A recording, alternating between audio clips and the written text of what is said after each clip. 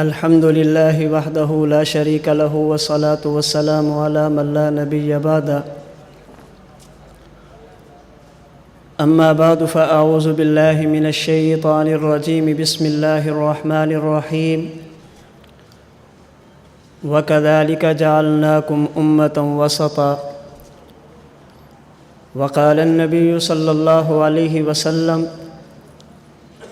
يحمل هذا العلم من كل خلف عدول ينفون عنه تحريف الغالين وانتحال المبطلين وتأويل الجاهلين أو كما قال رسول الله صلى الله عليه وسلم اللهم صل على محمد وعلى آل محمد كما صليت على إبراهيم وعلى آل إبراهيم إنك حميد مجيد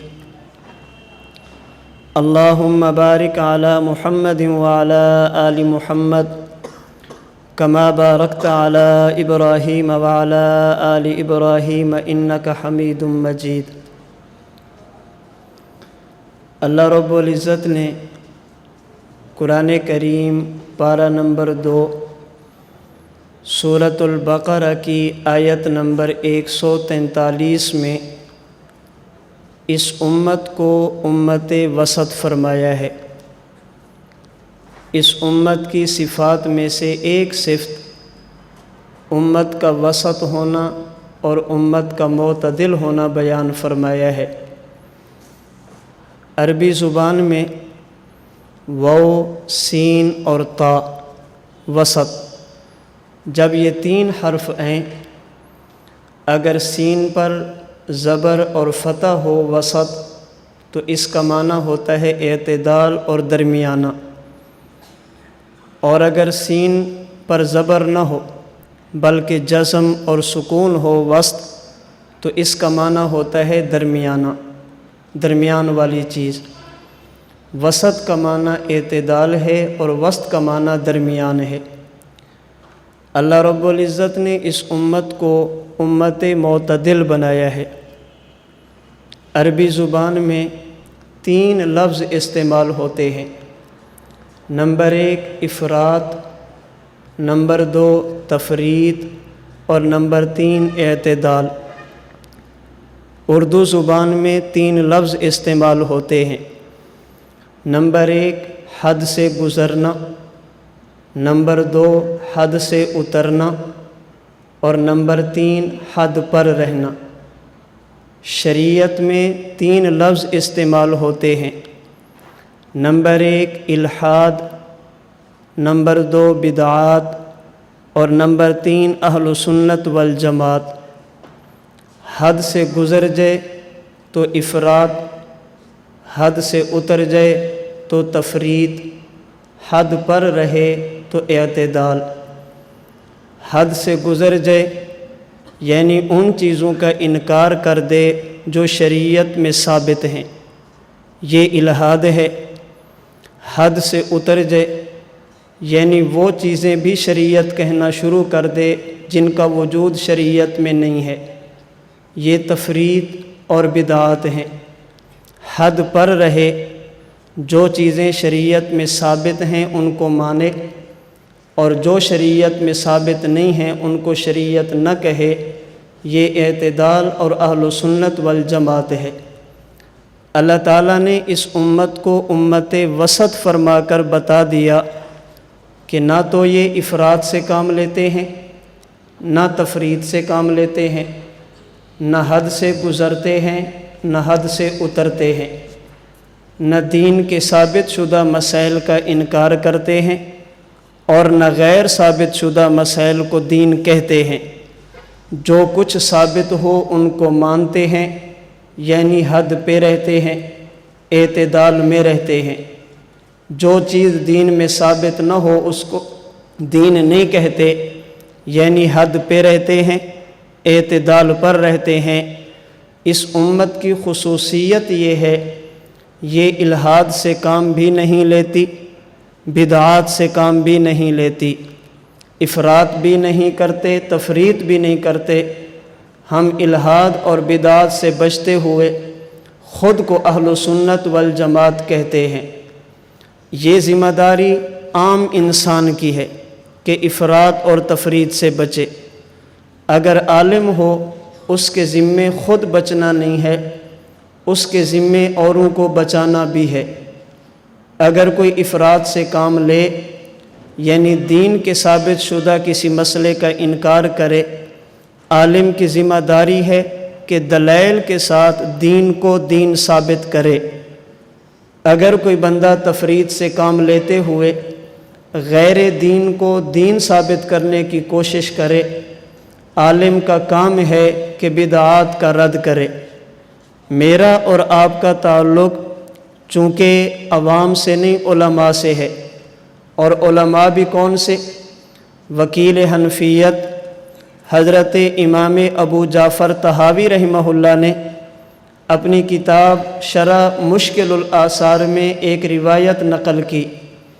نبی کریم صلی اللہ علیہ وسلم نے فرمایا، یہ امت جماعت در جماعت، طبقہ در طبقہ چلے گا۔ ہر دور میں امت کا معتدل طبقہ، عادل طبقہ اس کو لے گا۔ ان علماء کی خصوصیت کیا ہوگی؟ ینفون عنہ تحریف الغالین وانتحال المبطلین وتاویل الجاہلین۔ ینفون عنہ تحریف الغالین، تحریف کا مطلب ہوتا ہے ثابت شدہ چیز کا انکار کرنا اور تبدیل کرنا۔ ان علماء کی خوبی یہ ہوگی، اگر کوئی بندہ غالی بن کر، حد سے گزر کر، افراط سے کام لے کر دین کے ثابت شدہ مسائل کے انکار کی کوشش کرے گا تو وہ علماء ینفون الحاد کو دلائل کے ساتھ ختم کرنے کی کوشش کریں گے۔ وانتحال المبطلین، اگر کوئی بندہ دین کے چور دروازے سے داخل ہونے کی کوشش کرے گا، دین میں نقب لگا کر غیر دین کو دین بنانے کی کوشش کرے گا، تو یہ علماء ان دین چوروں کا اور نقب لگانے والوں کا بھی تعاقب کریں گے۔ وتاویل الجاہلین، شریعت کا ایک مسئلہ جو تسلسل کے ساتھ چلا آ رہا ہو، امت کے جمہور طبقہ نے کسی نص کا کوئی معنی بیان کیا ہو، امت کو نظریہ دیا ہو، کوئی بندہ غلط تعویل کی بنیاد پہ امت کو دھوکہ دینے کی کوشش کرے گا تو یہ جاہلوں کی تعویل کی بھی نشاندہی کریں گے۔ اللہ تعالیٰ نے ہمیں امت معتدل بھی بنایا، اللہ تعالیٰ نے ہمیں علم کی نعمت بھی عطا فرمائی، اس لیے ہمارا حق بنتا ہے افراط اور تفریط سے بچ کر، حد سے گزرتا بھی نہیں، حد سے اترنا بھی نہیں، الحاد اور بدعات سے بچ کر صراط مستقیم، اعتدال اور اہل سنت والجماعت کے نظریات اور مسائل پر کاربند رہیں۔ اللہ تعالیٰ نے جو ہمیں شریعت عطا فرمائی ہے، اس شریعت میں بنیادی چیزیں تین ہیں۔ نمبر 1 عقائد و نظریات، نمبر 2 مسائل و عبادات، نمبر 3 اخلاق و عادات۔ ان تین چیزوں کا بنیادی طور پر نام ہے۔ نمبر 1 عقائد و نظریات، نمبر 2 مسائل و عبادات، نمبر 3 اخلاق و عادات۔ اگر ہم شریعت کا مطالعہ کریں، ہمیں عقائد اور نظریات میں بھی اعتدال کا حکم ہے، مسائل و عبادات میں بھی اعتدال کا حکم ہے، اخلاق و عادات میں بھی اعتدال کا حکم ہے۔ نہ ہمیں افراط کی اجازت، نہ تفریط کی اجازت۔ بعض لوگ افراط سے کام لیتے ہیں، ثابت شدہ عقیدے کا انکار کرتے ہیں۔ بعض لوگ تفریط سے کام لیتے ہیں، غیر ثابت شدہ مسئلے کو بھی دین کہتے ہیں۔ مثال کے طور پر ہمارا اہل اسلام کا عقیدہ ہے، یا اس وقت دنیا میں اللہ کی ذات کے بارے میں 3 قسم کے طبقات پائے جاتے ہیں۔ نمبر 1 دہریہ، نمبر 2 مشرکین، اور نمبر 3 اہل اسلام موحدین۔ دہریہ وہ ہیں جو اللہ کے وجود کے قائل ہیں، مشرک وہ ہیں جو اللہ کی توحید کے منکر ہیں، اور موحدین وہ ہیں جو وجود بھی مانتے ہیں توحید بھی مانتے ہیں۔ اگر کوئی بندہ یہ کہے کہ کائنات کا نظام خود بنا، کوئی بنانے والا نہیں، یہ افراط ہے، یہ حد سے گزرنا ہے، یہ الحاد ہے۔ اگر کوئی بندہ کہے اللہ بھی ہے، اللہ کے ساتھ فلاں بھی ہے، اللہ بھی بگڑی بناتے ہیں، فلاں بھی بگڑی بناتا ہے، اللہ بھی اولاد دیتے ہیں، فلاں بھی دیتا ہے، ما فوق الاسباب، اگر اللہ کی ذات اور صفات میں کسی کو شریک مانے، یہ شرک بھی ہے، یہ بدعات بھی ہیں، بدعت مکفرہ بھی ہوتی ہے، اور کبھی بدعت مکفرہ نہیں ہوتی، بندہ فاسق ہوتا ہے۔ تو یہ لوگ وہ ہیں جو اللہ کے وجود کے ساتھ تعدد کے قائل ہیں۔ ہم وجود باری تعالیٰ کے قائل ہیں اور توحید باری تعالیٰ کے بھی قائل ہیں۔ ہمارے شیخ دامت برکاتہم العالیہ فرماتے ہیں اگر ایک بھی خدا نہ مانا جائے کائنات کا نظام بنتا نہیں ہے، اگر کئی مانے جائیں تو کائنات کا نظام چلتا نہیں ہے۔ ہم اللہ کو مانتے ہیں کائنات کے نظام کو بنانے کے لیے، اور ہم ایک کو مانتے ہیں کائنات کے نظام کو چلانے کے لیے۔ ایک بھی نہ ماننا یہ افراط ہے، کئی ماننا یہ تفریط ہے، ایک مان کر باقیوں کی نفی کرنا یہ اعتدال ہے۔ ایک بھی نہ ماننا یہ حد سے گزرنا ہے، کئی ماننا یہ حد سے اترنا ہے، ایک مان کر باقیوں کی نفی کرنا یہ حد پر رہنا ہے۔ ایک بھی نہ ماننا یہ الحاد ہے، کئی ماننا یہ بدعات ہے، ایک کو مان کر باقیوں کی نفی کرنا یہ صراط مستقیم اہل سنت والجماعت ہے۔ اللہ کے بعد عقیدہ ہے نبوت کا۔ بعض لوگ وہ ہیں جو نبی کو نبی نہیں مانتے، بعض لوگ وہ ہیں جو نبی کو نبی مان کر اللہ کی صفات میں شریک مانتے ہیں، نبی کو خدا کے برابر کہتے ہیں، کبھی اللہ کا بیٹا، کبھی ابنیت کا عقیدہ۔ اللہ کے نبی کو نبی نہ ماننا یہ افراط ہے، ثابت شدہ چیز کا انکار ہے۔ اللہ کے نبی کو اللہ کا بیٹا کہنا یا اللہ کی مخصوص صفات میں نبی کو شریک ٹھہرانا یہ تفریط ہے، صغیر دین کو دین کہنا ہے۔ اللہ کے نبی کو نبی نہ ماننا یہ حد سے گزرنا ہے، اللہ کے نبی کو نبی مان کر ابنیت کا عقیدہ رکھنا یہ حد سے اترنا ہے۔ نبی کو نبی ماننا اور نبی کو اللہ کا بیٹا نہ ماننا، نبی کو نبی ماننا اور نبی کو خدائی صفات میں شریک نہ ٹھہرانا یہ اعتدال ہے، یہ حد پہ رہنا ہے۔ نبی کی نبوت کا انکار یہ الحاد ہے، نبی کو خدائی صفات میں شریک ٹھہرانا یہ بدعات ہے، نبی کو نبی مان کر اللہ کا بیٹا بھی نہ کہنا، اللہ کی صفات میں شریک بھی نہ ٹھہرانا یہ صراط مستقیم اہل سنت والجماعت ہے۔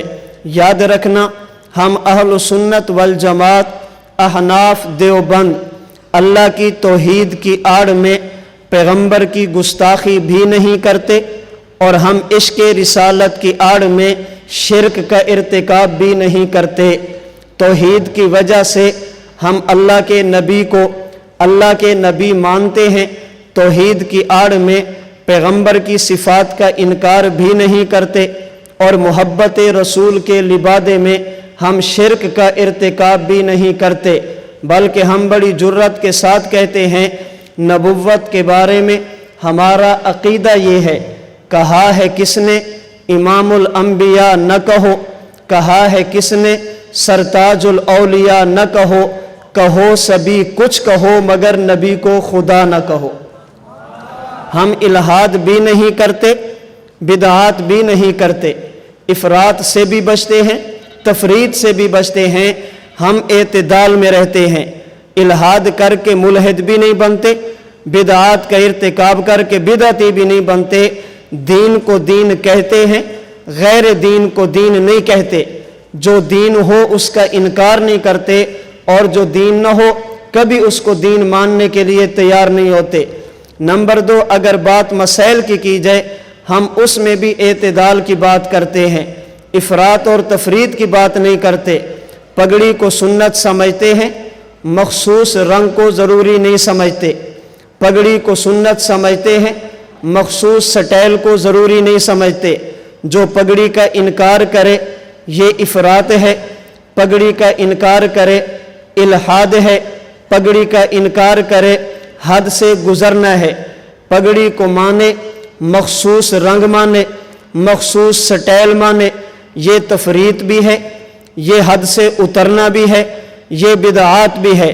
پگڑی کو مان کر کوئی خاص رنگ نہ ماننا، پگڑی کو مان کر خاص سٹائل نہ ماننا، یہ اعتدال بھی ہے، حد پہ رہنا بھی ہے، صراط مستقیم اہل سنت والجماعت بھی ہے۔ 2 ہاتھ سے مصافحہ نہ ماننا یہ افراط ہے، ثابت شدہ مسئلے کا انکار ہے۔ مصافحے کے بعد سجدہ کر لینا یہ تفریط ہے، غیر ثابت شدہ کو دین بنا دیا گیا۔ 2 ہاتھ سے مصافحہ نہ ماننا یہ افراط ہے، مصافحے کے بعد سجدہ کرنا یہ تفریط ہے۔ مصافحے کا انکار یہ حد سے گزرنا ہے، مصافحے کے بعد سجدہ یہ حد سے اترنا ہے۔ مصافحے کا انکار یہ الحاد ہے، مصافحے کے بعد سجدہ یہ بدعات ہے۔ مصافحہ 2 ہاتھ سے ماننا اور سجدہ نہ کرنا، مصافحہ 2 ہاتھ سے کر کر پیشانی کو غیر کے آگے نہ جھکانا، یہ حد پہ رہنا بھی ہے، اعتدال بھی ہے، اور مسلک حق مسلک اہل سنت والجماعت بھی ہے۔ نمبر 3، اخلاق و عادات۔ اللہ رب العزت نے ہمیں حکم دیا نرمی اختیار کرو، ہمیں حکم دیا محبت سے کام لو، ہمیں حکم دیا پیار اور محبت کرو، لیکن کس کے لیے؟ نبی کریم صلی اللہ علیہ وسلم نے بتایا، من آتا للہ ومنع للہ احب للہ وابغض للہ فقد استکمل الایمان، او کما قال رسول اللہ صلی اللہ علیہ وسلم۔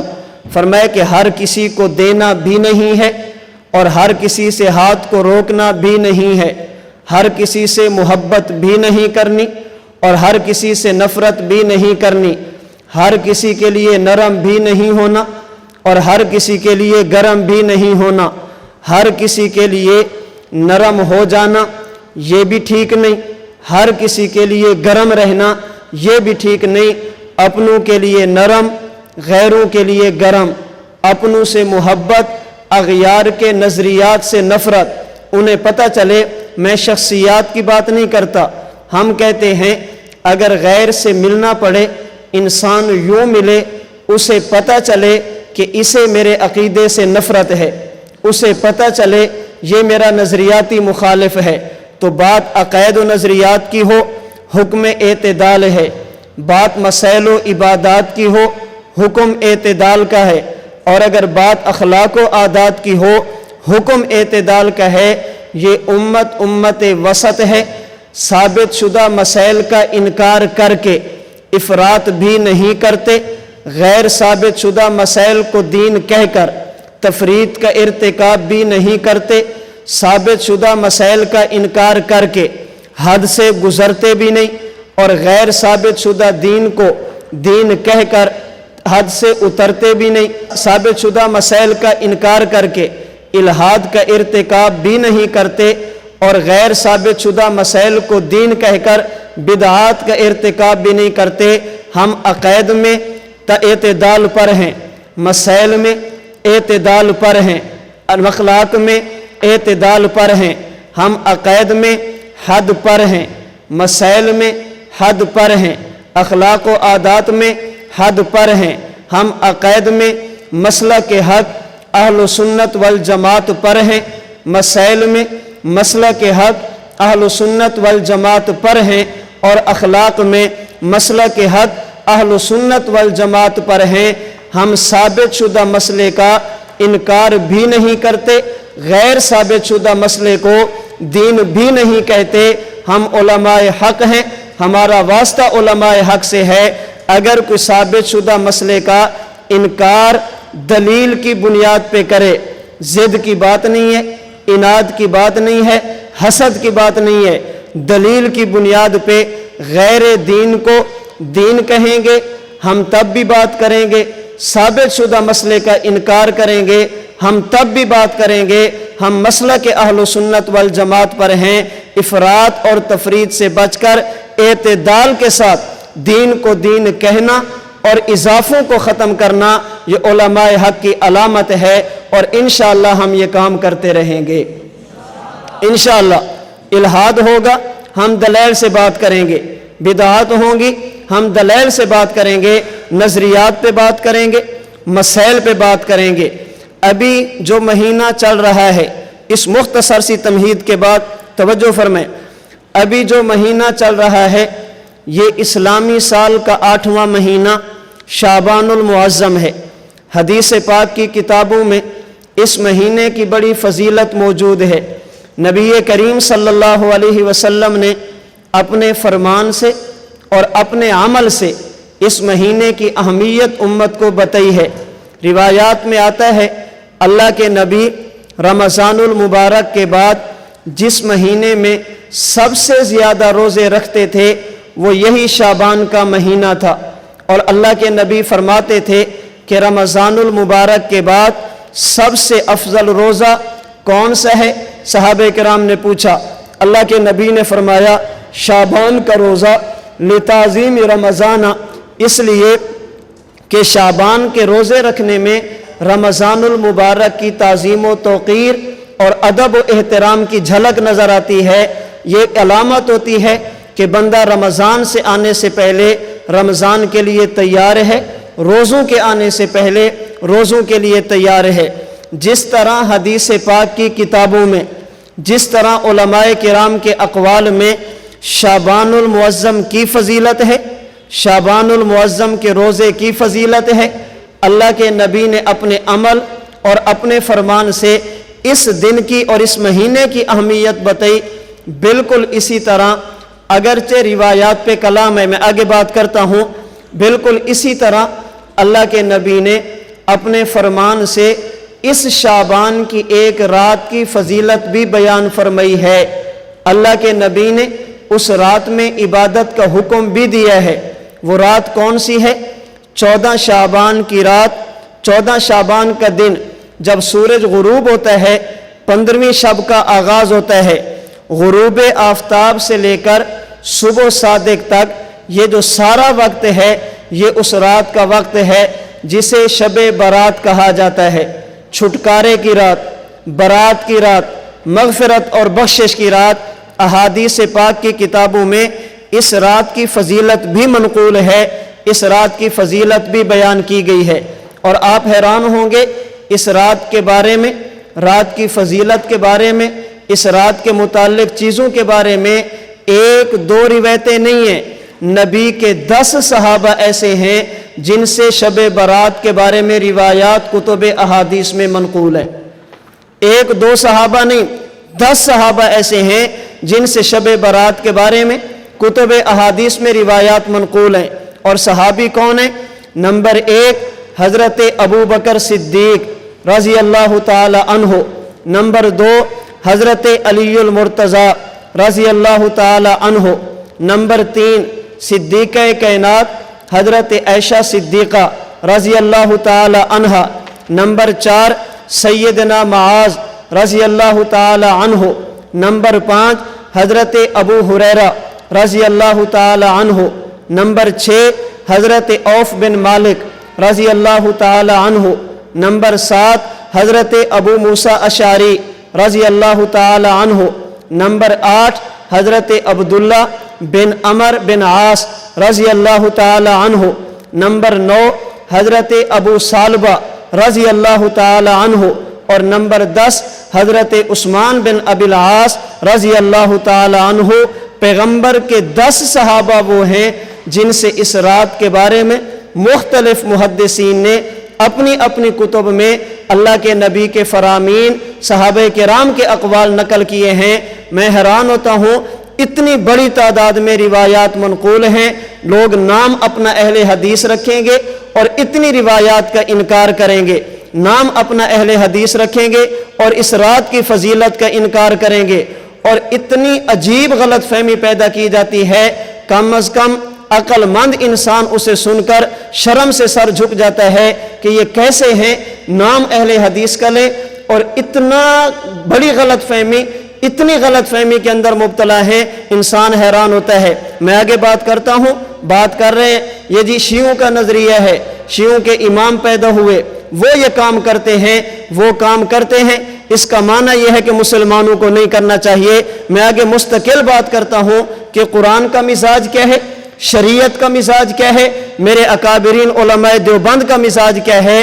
اگر لوگ غلط کام کریں، اللہ کا قرآن بھی اس نظریے کو ختم نہیں کرتا، شریعت اسلامی بھی اس نظریے کو ختم نہیں کرتے، اور میرے اکابرین بھی اس نظریے کو ختم نہیں کرتے۔ شبہات ہیں، آپ پیش کریں، سند پہ کلام ہے، پیش کریں، اصول حدیث کی روشنی میں آپ بات کریں، پھر دیکھیں کہ بات کس کی وزنی ہے اور بات کس کی کمزور ہے۔ تو اللہ کے نبی کے یہ 10 صحابہ ہیں جن سے شب برات، شعبان کی 15ویں شب کی فضیلت، احکامات اور دیگر چیزیں منقول ہیں، اور مختلف کتابوں میں ان کی روایات منقول ہیں۔ حضرت امام احمد بن حنبل نے مسند احمد میں، حضرت امام ترمذی نے سنن ترمذی میں، امام ابن ماجہ رحمہ اللہ نے سنن ابن ماجہ میں، صاحب مشکات نے مشکات المصابیح میں، امام عبد الرزاق نے مصنف عبد الرزاق میں، امام ابو بکر ابن ابی شیبہ نے مصنف ابن ابی شیبہ میں، حضرت امام بیہقی رحمہ اللہ نے شعب الایمان میں، امام بغوی رحمہ اللہ نے شرح السنہ میں، امام منذری رحمہ اللہ نے الترغیب والترہیب میں، امام حیثمی رحمہ اللہ نے مجمع الزوائد میں۔ اتنی بڑی تعداد محدثین کی ہے جو اس رات کے بارے میں روایات نقل کرتی ہیں۔ اسی طرح مفسرین میں سے حضرت امام ابو جعفر طبری رحمہ اللہ نے تفسیر جامع البیان الطبری میں، حضرت امام قرطبی رحمہ اللہ نے تفسیر الجامع لاحکام القرآن تفسیر قرطبی میں، حضرت امام ابن کثیر رحمہ اللہ نے تفسیر القرآن العظیم تفسیر ابن کثیر میں اس رات کے بارے میں روایات نقل کی ہیں۔ میں 2-3 روایتیں آپ کے سامنے عرض کر دیتا ہوں جو اس رات کے بارے میں مختلف کتب میں منقول ہیں۔ نمبر 1 شعب الایمان امام بیہقی رحمہ اللہ کی، باب ما جاء فی لیلۃ النصف من شعبان، اس کے تحت حدیث نقل کی۔ سیدنا ابو بکر صدیق رضی اللہ تعالی عنہ فرماتے ہیں اللہ کے نبی نے فرمایا ینزل اللہ الی السماء الدنیا لیلۃ النصف من شعبان، جب 15ویں شعبان کی شب آتی ہے، شب برات، اللہ کی رحمت آسمان دنیا تک آ جاتی ہے۔ فیغفر لکل شیء، اللہ رب العزت بڑے سے بڑے گناہگار کی بھی مغفرت فرما دیتے ہیں، بڑے سے بڑے گناہگار کو بھی معاف فرما دیتے ہیں۔ الا رجل مشرک، ہاں جس کا عقیدہ ٹھیک نہ ہو، توحید زندگی میں نہ ہو، شرک کا مرتکب ہو، اللہ مشرک کو اس رات میں معاف نہیں فرماتے۔ او رجل فی قلبہ شحناء، اسی طرح وہ شخص جس کے دل میں کسی مسلمان کی نفرت ہو، مسلمان کا کینہ ہو، مسلمان کا بغض ہو اور بلا وجہ ہو، اللہ تعالیٰ ایسے بندے کو بھی معاف نہیں فرماتے۔ روایت نمبر 2 سنن ابن ماجہ، باب ما جاء فی لیلۃ النصف من شعبان، حضرت علی مرتضی رضی اللہ تعالی عنہ فرماتے ہیں اللہ کے نبی نے فرمایا جب شعبان کی 15ویں شب آ جائے، شب برات آ جائے، فقوموا لیلہا وصوموا نہارہا، رات کو قیام کیا کرو اور دن کو روزہ رکھا کرو۔ آگے اللہ کے نبی نے وہی بات فرمائی ہے، اس رات میں اللہ کی طرف سے منادی، آواز لگانے والا آواز لگاتا ہے، الا من مستغفر لی، آج کوئی ہے اللہ سے معافی مانگنے والا، فاغفر لہ، اللہ فرماتے ہیں میں اسے معاف کر دوں گا۔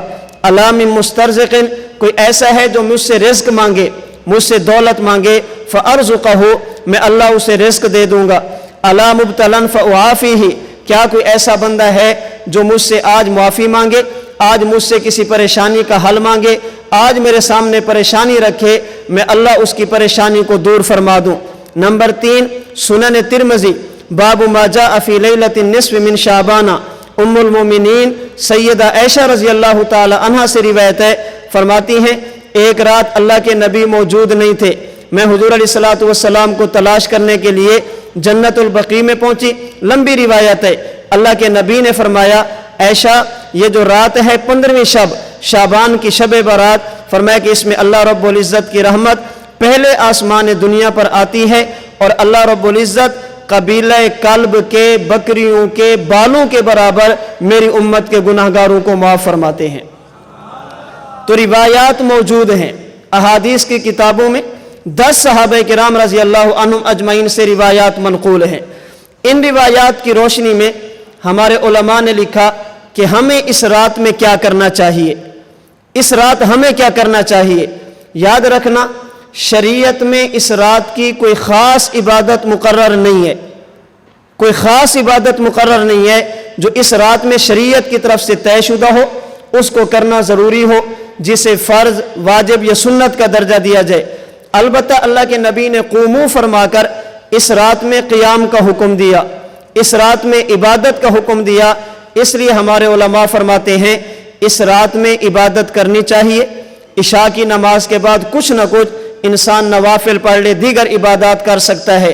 अगर कुछ भी न कर सके, कम अज़ कम इतना एहतमाम करे मर्द हजरात, इस रात इशा की नमाज जमात के साथ अदा करें, तकबीर उला के साथ अदा करें, रकात और तकबीर उला न छोड़ें।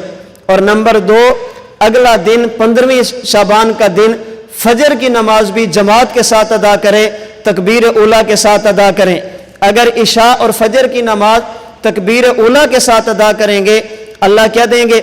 हदीस पाक में है, तिरमिज़ी वगैरह में, अल्लाह के नबी ने फरमाया जो आदमी इशा की नमाज पढ़ के सो जाए, अल्लाह रब्बुल इज़्ज़त उसे आधी रात क़ियाम का सवाब अता फरमाते हैं। अगर सुबह उठे और फजर की नमाज भी जमात के साथ अदा करे, अल्लाह उसको पूरी रात के क़ियाम का सवाब अता फरमाते हैं। तो कम अज़ कम इतना करना चाहिए कि इस एक रात में बाजमात नमाज पढ़ें, तकबीर उला के साथ पढ़ें और ये नियत करें, अल्लाह से अहद और वादा करें, ऐ अल्लाह मैं मरते दम तक नमाज का भी एहतमाम करूँगा, जमात का भी एहतमाम करूँगा, तकबीर उला का भी एहतमाम करूँगा। हमें इस रात अल्लाह से वादा करना चाहिए। तो कम अज़ कम ये है, ज़्यादा नवाफिल नहीं पढ़ सकते, इशा और फजर की नमाज जमात के साथ अदा करें। नंबर 2, सुनन तिरमिज़ी की रिवायत के मुताबिक अल्लाह के नबी इस रात में कब्रिस्तान थे, जन्नतुल बकी में थे। इसलिए अगर कोई बंदा इनफरादी तौर पर कब्रिस्तान जाना चाहे, बग़ैर ऐलान के, बग़ैर तदाई के, बग़ैर लोगों को बुलाए, ये रोज़ाना का हर साल का मामूल नहीं है। अल्लाह के नबी एक मरतबा गए हैं, लेकिन इतना है कि अगर कोई जाना चाहे तो गुनाह नहीं है, जाना चाहे तो गलत नहीं है। बाकी इसको सुन्नत समझना, ज़रूरी समझना और वहाँ जाकर मेले जैसा समा बांधना, वहाँ पे जाकर गलत कामों का इर्तिकाब करना, ये ठीक नहीं है। कब्रिस्तान जाना चाहिए। इसी तरह तौबा इस्तिग़फ़ार है, कुरान करीम की तिलावत है। और इसमें एक बात का ख्याल रखना चाहिए, हमें दुनिया में जितनी भी नेमतें मिली हैं ये सदका हैं रसूलुल्लाह सल्लल्लाहु अलैहि वसल्लम का। अल्लाह के नबी की बरकत से हमें सब कुछ मिला है। इसलिए इस रात में जिस नबी की बरकत से ये मिला, तो कम अज़ कम कुछ न कुछ अल्लाह के नबी पर दरूद पाक भी पढ़ लेना चाहिए। ये हुजूर का हम पे हक है, नबी की बरकत से ये चीज़ें मिली हैं। बाकी इसके अलावा जितने भी काम हैं, अब देखें मैंने शुरू में अर्ज़ किया, बाज़ लोग इफ़रात से काम लेते हैं, बाज़ तफरीद से काम लेते हैं, बाज़ वो हैं जो इस रात की फजीलत के मुनकिर हैं, इस रात की फजीलत को मानते ही नहीं हैं, इस रात के सिरे से वजूद के भी कैल नहीं है कि ऐसी कोई बात नहीं है। और बाज़ वो हैं जिन्होंने इसी रात को सब कुछ समझ लिया, मस्जिद सजा लो, पूरा साल नमाज पढ़ने की ज़रूरत नहीं, एक देग पका लो, पूरा साल ज़कात देने की ज़रूरत नहीं है, चरागा कर लो, अखलाक की ज़रूरत नहीं है। बाज़ वो हैं जिन्होंने इफ़रात से काम लिया, इल्हाद से काम लिया, हद से गुजरे, उन्होंने साबित शुदा चीज़ का इनकार कर दिया। और बाज़ तफरीद का शिकार हुए, बिदआत के मुर्तकिब हुए, हद से नीचे उतर गए, उन्होंने सब कुछ इसी रात को समझ लिया। कभी नवाफिल की जमात, कभी तदाई हो रही है, कभी क्या कुछ हो रहा है, दीन के नाम पे बिदआत का इर्तिकाब किया जा रहा है। हम उम्मत वसत हैं, हम उम्मत मोतदिल हैं, दीन हमें एतदाल का दर्स देता है। हम इफरात का शिकार होकर इस रात की फजीलत का इनकार भी नहीं करते, तफरीद का शिकार होकर غلط کاموں کا ارتکاب بھی نہیں کرتے، الحاد کے مرتکب ہو کر غیر دین کے دین ہونے کے منکر بھی نہیں، بدعات کے مرتکب ہو کر غیر ثابت شدہ مسئلے کو دین بھی نہیں کہتے، حد سے گزر کر اس رات کو غلط بھی نہیں کہتے، اور حد سے اتر کر سب کچھ اسی رات کو بھی نہیں سمجھتے۔ ہم دین پر ہیں، اعتدال پر ہیں، ہم حد پر ہیں، مسئلہ کے حق، مسئلہ کے اہل سنت والجماعت پر ہیں۔ احادیث کی وجہ سے، آثار کی وجہ سے، بزرگوں کے تسلسل اور اقوال کی وجہ سے ہم اس رات کی فضیلت کو مانتے ہیں۔ کسی غلط فہمی کی بنیاد پہ ہم اس رات کی فضیلت کا انکار نہیں کرتے۔ جو ثابت ہے اس کو مانتے، جو ثابت نہیں ہے اس کا ہم انکار کرتے ہیں۔ جو لوگ اس دین کو، اس رات کی فضیلت کے قائل نہیں ہیں، اس رات کی فضیلت کو نہیں مانتے، ان کی طرف سے کئی قسم کی باتیں سامنے آتی ہیں۔ مثلا ایک بات کہ یہ روایتیں جتنی بھی ہیں ساری ضعیف ہیں، ساری ضعیف ہیں، ساری ضعیف ہیں، اور اس وقت اتنا پروپیگنڈا کیا گیا، اتنا پروپیگنڈا کیا گیا کہ جب کہا جاتا ہے نا حدیث ضعیف ہے، سامنے والا بندہ سمجھتا ہے کہ شاید یہ وہ شجرہ ممنوعہ تھا، یہ وہ شجرہ ممنوعہ ہے جس کے قریب جانے سے حضرت آدم کو روکا گیا تھا۔ حدیث ضعیف سے بچو، ضعیف سے بچو، ضعیف سے بچو۔ لوگ سمجھتے ہیں کہ یہ ایسا غلط کام ہے، حضرت آدم گئے تھے تو جنت سے باہر آ گئے تھے، اگر ہم نے حدیث ضعیف پہ عمل کیا شاید ہمیں بھی جنت کا داخلہ نصیب نہ ہو۔ یاد رکھنا، حدیث ضعیف الگ ہے، حدیث موضوع اور من گھڑت الگ ہے۔ حدیث ضعیف کی وجہ سے موضوع کو قابل عمل بھی نہیں سمجھنا چاہیے، اور موضوع کی وجہ سے ضعیف روایت کا سرے سے انکار بھی نہیں کرنا چاہیے۔ اصول حدیث کے مطابق ضعیف جمع ضعیف نتیجہ حسن، اگر روایت ایک ہو اور سندن کمزور ہو یہ ضعیف کہلاتی ہے، اگر دو ہو جائیں تو ضعیف نہیں رہتی بلکہ حسن بن جاتی ہے۔ تو ضعیف جمع ضعیف نتیجہ حسن، جبکہ موضوع کے بارے میں موضوع جمع موضوع جمع موضوع جمع موضوع نتیجہ موضوع، ضعیف دو آ جائیں ضعف ختم ہو کے حسن بن جاتی ہے، موضوع ہزار بھی آ جائیں وہ موضوع ہی رہتی ہے، ضعیف الگ ہے اور موضوع بالکل الگ روایت ہے۔ ضعیف کی وجہ سے موضوع کو لینا بھی نہیں چاہیے اور موضوع روایت کی وجہ سے ضعیف کو چھوڑنا بھی نہیں چاہیے۔ ہم کہتے ہیں اگر بالفرض والمحال، میں سند پہ بحث نہیں کرتا کس روایت کی سند میں کون کون سے راوی ہیں، ان کی کس کس نے توثیق بیان کی ہے، میں علی سبیل تسلیم بات کرتا ہوں، مان لیتے ہیں اس مسئلے کے متعلق روایات ضعیف ہیں۔ ایک تو میں نے عرض کر دیا کہ ضعیف ایک ہو تو ضعیف ہوتی ہے، کئی بن جائیں تو ضعف ختم ہو جاتا ہے۔ میں نے گزارش کی کہ اس مسئلے پر ایک روایت نہیں، پیغمبر کے 10 صحابہ ہیں جن سے روایات منقول ہیں۔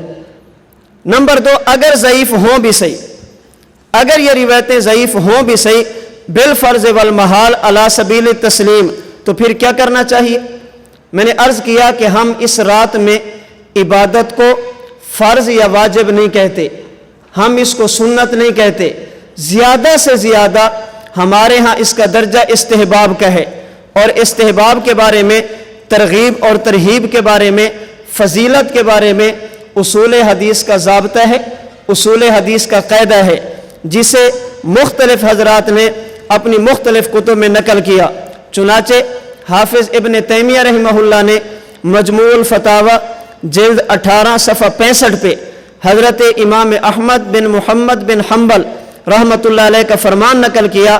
امام احمد فرماتے ہیں اذا جاء الحلال والحرام شددنا فی الاسانید، اگر کسی متن میں حلت یا حرمت کا مسئلہ ہو، حلال یا حرام کی بات آ جائے، عقائد و نظریات کی بات آ جائے، مسائل فقہیہ کی بات آ جائے، شددنا فی الاسانید، پھر ہم راوی کو چیک کرتے ہیں اور تھوڑی سی کمزوری کی وجہ سے بھی روایت کو چھوڑ دیتے ہیں۔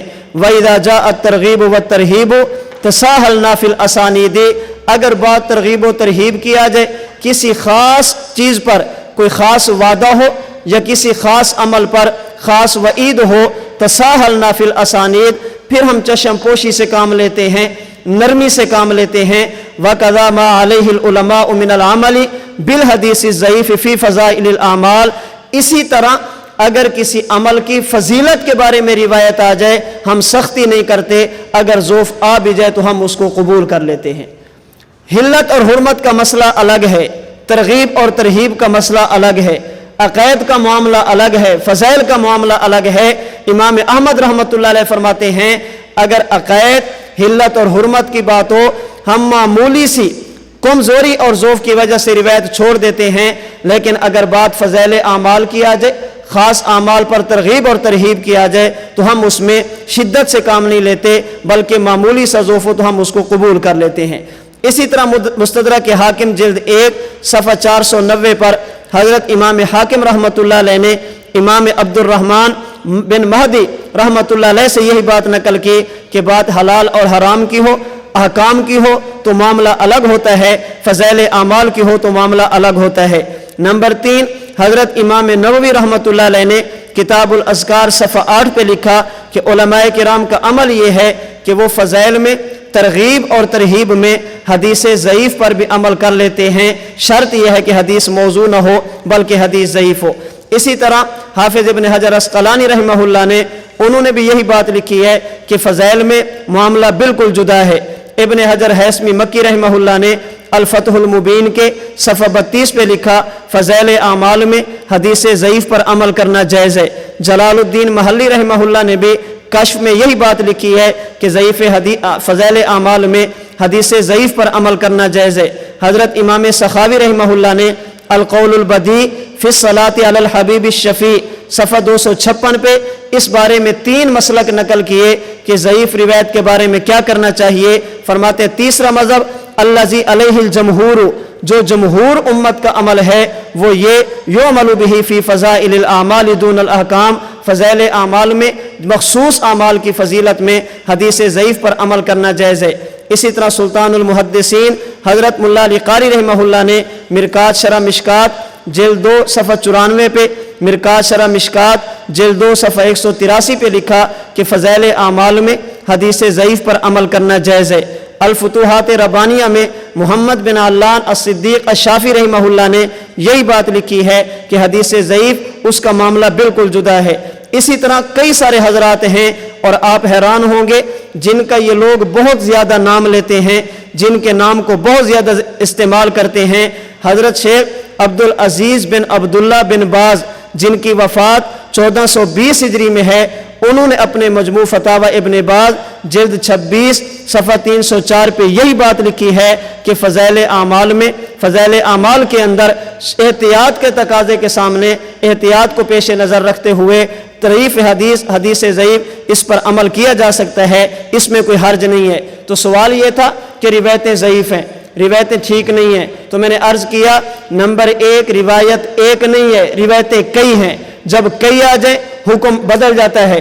نمبر 2 اگر ضعیف ہوں بھی صحیح علی سبیل التسلیم بالفرض والمحال، ہم اس رات کے قیام کو فرض، واجب یا سنت نہیں کہتے، زیادہ سے زیادہ مستحب کہتے ہیں، اور جو چیز مستحب ہو، اعمال کی فضیلت کے بارے میں ہو تو اس میں تساہل سے کام لیا جاتا ہے، نرمی سے کام لیا جاتا ہے، حدیث ضعیف بھی اس میں بالکل چل سکتی ہے۔ اس حوالے سے ایک شبہ یہ بھی کیا جاتا ہے، بھی دیکھیں اس رات میں فلاں مسلک کے لوگ عبادت کرتے ہیں، اہل بدعت کی مسجد کو دیکھیں گے تو چراغاں ہوگا، ان کی مساجد میں دیکھیں گے تو صلاۃ و تسبیح کی جماعت ہوگی، دیکھیں گے تو غلط کاموں کا ارتکاب ہوگا، لوگ پٹاخے بجاتے ہیں، لوگ اس میں حلوے پتہ نہیں کیا کچھ غیر اللہ کے نام پہ نظریں اور نیازیں ہوتی ہیں، بعض لوگ جو صحابہ کرام کو نہیں مانتے، بعض لوگ جو ازواج مطہرات کو نہیں مانتے، وہ اس رات میں اپنے عقائد کی تبلیغ کرتے ہیں، اپنے نظریات کی امت میں اشاعت کرتے ہیں۔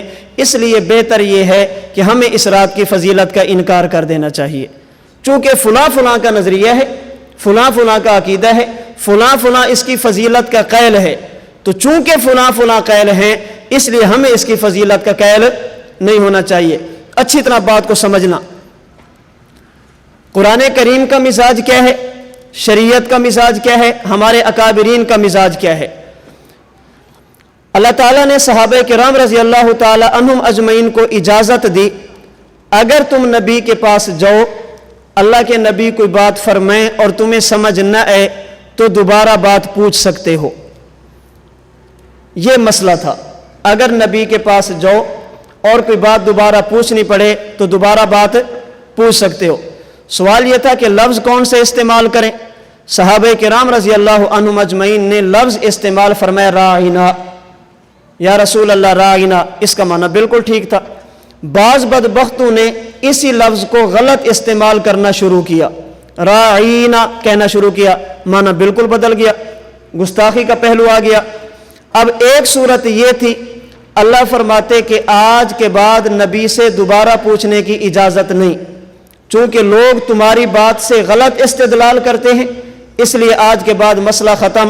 اللہ تعالیٰ نے مسئلے کو ختم نہیں کیا، جو ان کی طرف سے غلط استدلال تھا اس کو ختم کیا. فرمایا یا ایھا الذین آمنوا لا تقولوا رائنا وقولوا انظرنا. آج کے بعد رائنا تو نہیں کہہ سکتے، اگر کوئی بات پوچھنی ہو تو انظرنا کہہ سکتے ہو. یہ قرآن کریم کا مزاج ہے. اگر غلط لوگ استدلال کریں، قرآن غلطی کو ختم کرتا ہے، مسئلے کو ختم نہیں کرتا، غلطی کو ختم کرتا ہے، نظریے کو ختم نہیں کرتا. اللہ کے نبی تشریف لے، لوگ بیت اللہ کا طواف کرتے تھے اور ننگے کرتے تھے، برہنہ جسم کرتے تھے. اللہ کے نبی نے جب طواف شروع کیا، ایک صورت یہ تھی اللہ منع فرما دیتے چونکہ فلاں طواف کرتے ہیں مسلمان نہ کریں، تاکہ پتہ چلے کہ یہ مسلمان ہیں. اللہ رب العزت نے طواف کو ختم نہیں کیا، جو انہوں نے اضافے اور کمیاں کی تھی ان کو ختم کیا. فرمایا پیغمبر طواف کرنا لیکن بدن پر احرام پہن کر کرنا، ننگے جسم نہیں کرنا. صحابہ کرام سے پہلے مشرکین صفا اور مروہ کے درمیان دوڑتے اور بتوں کے لیے دوڑتے تھے. اب ایک صورت یہ تھی اللہ منع فرما دیتے آج کے بعد دوڑنے کی اجازت نہیں، وہ بتوں کے لیے دوڑتے ہیں، اگر تم دوڑو گے لوگ سمجھیں گے یہ بھی بتوں کے لیے دوڑتے ہیں، صحیح مت کرنا. اللہ نے صحیح کو ختم نہیں فرمایا، ان بتوں کو ختم کرنے کا حکم دیا. تو شریعت کا مزاج یہ ہے، اگر شریعت کے کسی ثابت شدہ مسئلے میں لوگ غلط تعویل کریں، اپنی طرف سے اضافہ کریں، شریعت اضافے کو ختم کرتی ہے، کمی کو ختم کرتی ہے. شریعت اصل مسئلے کو، اصل نظریے کو، عقیدے کو ختم نہیں کرتی. لا الہ الا اللہ محمد الرسول اللہ ہمارا کلمہ ہے. اگر کوئی بندہ اس پہ اضافہ کرے، ہم کلمے کا انکار نہیں کرتے، اضافے کا انکار کرتے ہیں. ہم نہیں کہتے کہ فلاں نقوی صاحب، فلاں سید صاحب وہ یہ کلمہ پڑھتے ہیں، ہم انکار کر دیں. ہم کہتے ہیں نا، ہم اضافے کو ختم کریں گے، دین کے ثابت شدہ کلمے کو امت کے سامنے لائیں گے. اگر کوئی بندہ حضرت امام محمد مہدی علیہ الرضوان کو بنیاد بنا کر غلط مہدی کا تصور پیش کرے، ہم حقیقی مہدی کا انکار نہیں کریں گے. جو غلط مہدی ہوگا، غلط تصور ہوگا، جس کے بارے میں غلط باتیں لکھی گئی، صحابہ کرام کی توہین کی گئی، شریعت مہدی کے وجود کو ختم نہیں کرتی.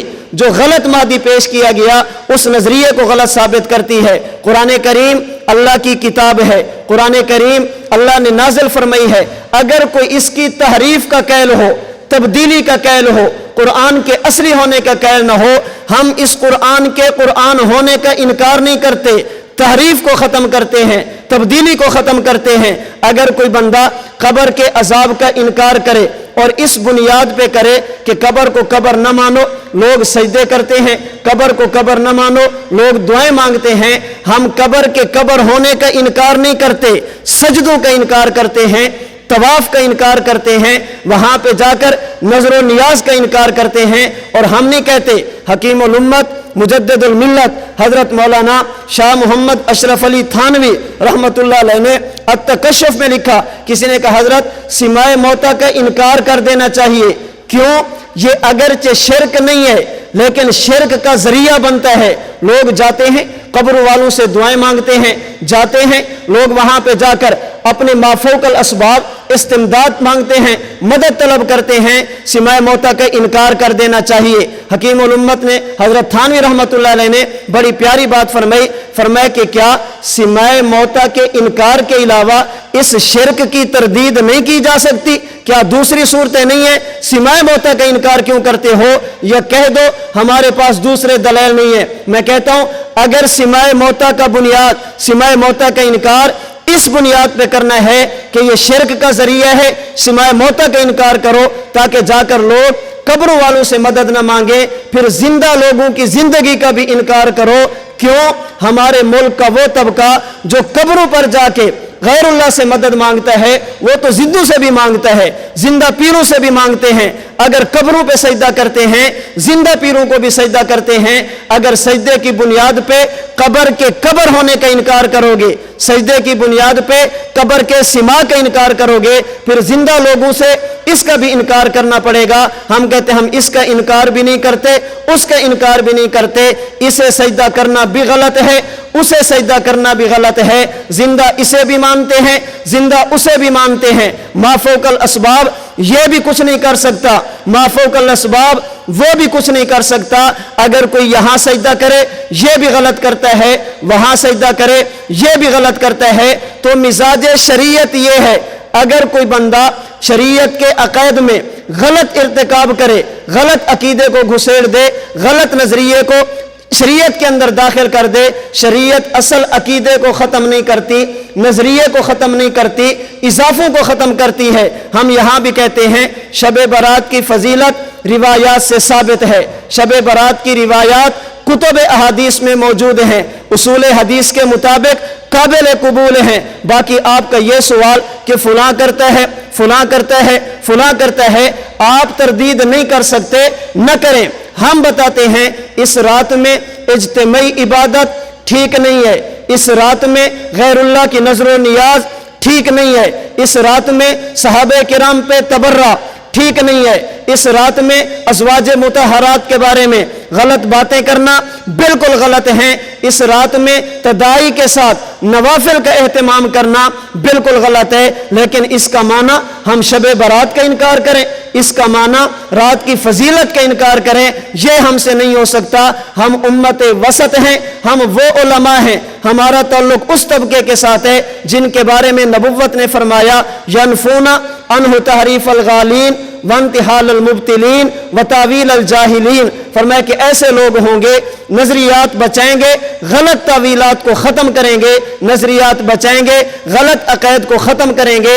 हम इजाफे को और कमी को ख़त्म करके इफराद से काम भी नहीं लेते, साबित शुदा मसले का इनकार करें, तफरीद से काम भी नहीं लेते, गैर साबित शुदा को दीन कहें। हम इफराद से काम भी नहीं लेते, रात की इबादत न माने, तफरीद से काम भी नहीं लेते, चरागा शुरू कर दें। हम इल्हाद भी नहीं करते, रात की फजीलत का इनकार करें, बिदआत भी नहीं करते, तदाई शुरू कर दें। हम मसला के हक, मसला के अहल सुन्नत वल जमात पर हैं, इफरात भी नहीं, तफरीद भी नहीं, एतदाल है, हद से गुजरना भी नहीं, उतरना भी नहीं, हद पर रहना है।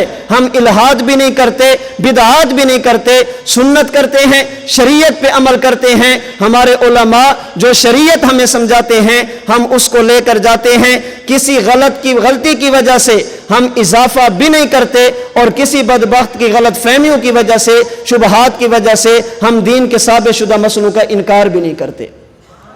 ये हमसे नहीं होता कि किसी फलां करते तो छोड़ दे, फलां करते तो छोड़ दे। फिर किस किस चीज को छोड़ोगे, किस किस चीज को छोड़ोगे?